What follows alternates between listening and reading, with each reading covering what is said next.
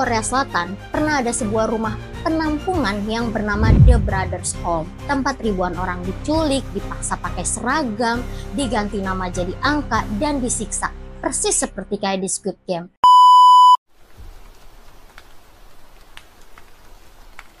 Halo warga Storia, kalian pasti tahu seri Squid Game yang tayang di Netflix kan?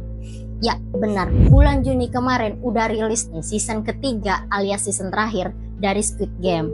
Gimana? Seru nggak? Tapi bayangin gimana kalau ternyata kisah yang ada di series ini benar-benar terjadi di dunia nyata. Di Korea Selatan pernah ada sebuah rumah penampungan yang bernama The Brothers Home. Tempat ribuan orang diculik, dipaksa pakai seragam, diganti nama jadi angka, dan disiksa. Persis seperti kayak di Squid Game. Tapi bedanya, ini beneran nyata. Dan yang lebih gilanya lagi, tempat ini langsung disokong oleh pemerintah. Banyak orang menduga kalau seri Squid Game ini terinspirasi dari kisah The Brothers Home, di mana korbannya udah mencapai ribuan dari berbagai usia. Serem banget ya. Yaudah yuk langsung aja kita ke ceritanya. Yaudah kayak nyaman, pasang telinga karena ini Intense Story ya.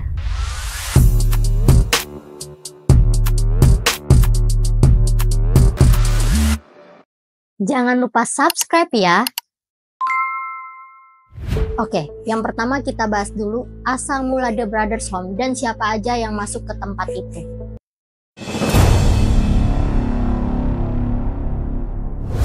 Awal kisah ini terjadi pada tahun 1980-an di Korea Selatan. Saat itu negara ini lagi bersiap jadi tuan rumah Asian Games pada tahun 1986 dan juga Olimpiade Seoul pada tahun 1988. Pemerintah Korea Selatan gak mau dunia luar melihat banyak gelandangan di jalanan. Jadi mereka membuat program pembersihan kota. Salah satu tempat penampungan para gelandangan ini yaitu di Brothers Home yang didirikan oleh seorang mantan tentara yang bernama Park In Kyun di Busan, Korea Selatan. Di tempat ini ternyata bukan cuma sekedar panti sosial, melainkan jadi pusat penculikan, pemaksaan kerja, dan juga penyiksaan selama bertahun-tahun. Pada tahun 1982, ada seorang anak yang bernama Chung, tulisannya Jung ya. Nah, anak ini berusia 12 tahun. Dia merupakan anak dari keluarga miskin yang tinggal di desa. Nah, suatu hari dia ini dibujuk oleh seorang bapak-bapak yang merupakan tetangganya.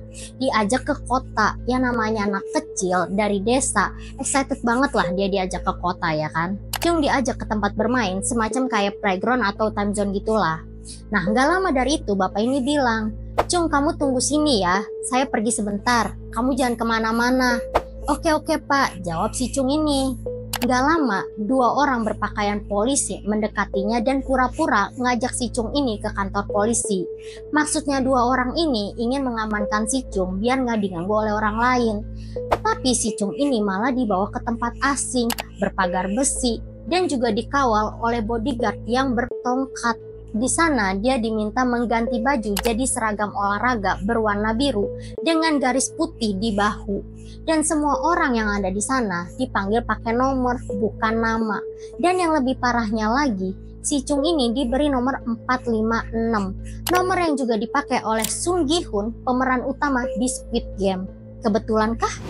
Pertama, bajunya tadi baju olahraga berwarna biru. Di Squid Game bajunya juga baju olahraga tapi warna hijau. Yang kedua, ruangan tempat tinggal mereka berisi ratusan ranjang yang berderet dan juga bertingkat tanpa privasi. Ini juga sama persis seperti yang ada di Squid Game. Dan yang ketiga, si Chung ini diberi nomor 456 persis seperti peran utama di Squid Game. Pagi-pagi jam 5, mereka dibangunkan pakai sirine. Dan yang bikin mencengangkan di sana, mereka disuruh berkumpul dengan 3.000 orang. Ada anak-anak, dewasa, hingga orang tua ada di sana. Nah, mereka semua disuruh nyanyi lagu militer. Dan kalau ada yang salah lirik lagu militer itu, siap-siap aja mereka bakal dipukul pakai tongkat baseball. Yang bikin merinding, banyak orang termasuk anak kecil dan juga orang tua ternyata nggak diculik karena tunawisma, tapi karena kuota gelandangan harus penuh supaya si Park ini mendapat insentif lebih dari pemerintah. Bahkan banyak orang biasa termasuk penyandang disabilitas diseret ke tempat itu. Semua ini karena keserakahan si Park. Tapi penyiksaan ini baru permulaan, karena mereka semua ternyata dijadikan budak kerja paksa.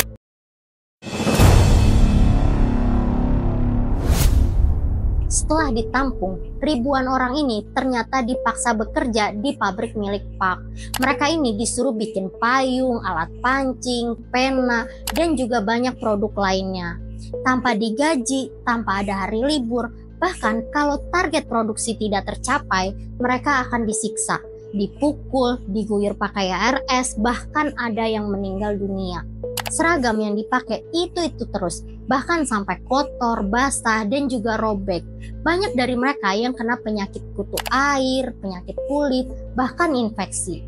Dan mereka ini hanya dikasih makan 1 kali sehari, dan itu pun harus rebutan dengan ribuan orang. Dan yang paling sadis, ada ruangan yang bernama Zombie Zone. Di sana orang-orang disabilitas dibius pakai zat adiktif sampai nggak sadar, nggak bisa makan, mandi, bahkan bergerak. Mereka ini seperti mayat hidup, cuma untuk diam biar nggak menyusahkan orang lain. Gak berhenti sampai situ. Banyak korban yang mengalami kekerasan seksual. Perempuan diperkaos, kalau sampai hamil dipaksa digugurkan dengan menyuntikkan cairan khusus.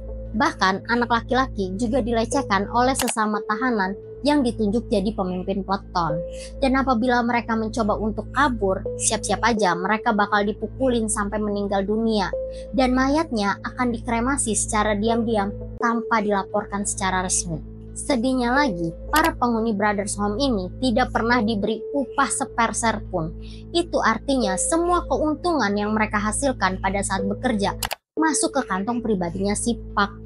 Sungguh serakah sekali ya warga Storia. Kayak pejabat di negara mana ya?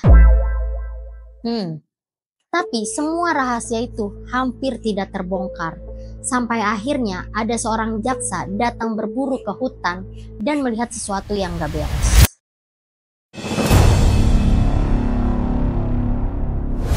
Pada tahun 1986, seorang jaksa yang bernama Kim Yong-won sedang berburu di hutan. Nah, dia ini melihat puluhan orang berseragam biru sedang bekerja paksa, dikawal oleh penjaga yang membawa tongkat. Nah, karena dia ini penasaran, akhirnya dia melakukan investigasi secara diam-diam. Dan akhirnya semua rahasia kelam The Brothers Home terbongkar ke publik. Total menurut investigasi resmi, ada 657 orang yang meninggal di Brothers Home antara tahun 1975 sampai 1987. Semuanya dikubur atau dibakar tanpa jejak. Polisi menggerbek lokasi dan menemukan ribuan orang dalam kondisi kurus, sakit, dan juga penuh luka. Dan di ruangannya si Park, polisi juga menemukan uang tunai sebesar 10 juta US dollar atau saat ini sekitar 170 miliar lah ya. Uang ini hasil kerja paksa dari ribuan orang yang disimpan di brankas pribadinya si Park. Tapi meskipun buktinya udah jelas, Park hanya dihukum 2,5 tahun penjara. Itu pun bukan karena penyiksaan, tapi karena korupsi dana pemerintah. Nah, setelah dia keluar, dia ini pindahlah ke Australia, hidup nyaman, bahkan dia sempat punya lapangan golf yang mewah. Barulah di tahun 2012, para korban menggelar protes besar di pengadilan. Tapi karena kasusnya ada dianggap kadaluarsa, maka Park nggak pernah benar-benar dihukum atas kekejamannya. Ia meninggal tahun 2016 tanpa pernah membayar dosa-dosanya. Nah, kasus ini sama nih seperti kasus yang pernah aku bawa. Ini nih, di mana para korbannya ini baru bersuara setelah beberapa tahun kemudian. Nah, kalau kalian belum nonton, boleh ditonton ya. Sementara ribuan korban masih hidup dalam trauma. Banyak juga dari mereka yang dikucilkan oleh masyarakat Korea dianggap bukan orang beradab. Sama seperti para pemain Squid Game yang cuma dianggap angka, bukan manusia. Jadi warga Storia, menurut kalian apakah kisah kelam The Brothers Home ini cuma kebetulan mirip dengan Squid Game? Atau jangan-jangan inspirasi aslinya memang dari sini? Tapi ternyata sutradara Squid Game yaitu Wang Dong-yuk mengaku kalau dia terinspirasi dari anime dan juga manga, bukan cerita nyata seperti The Brothers Home. Oke warga Storia, sekian dulu video kali ini dan makasih untuk warga Storia yang udah menonton video aku ini. Jangan lupa like video ini kalau kalian suka, subscribe channel YouTube aku, serta share ke teman-teman kalian agar warga Storia semakin besar, dan juga aktifkan loncengnya agar kalian gak ketinggalan video-video aku berikutnya. Bye-bye.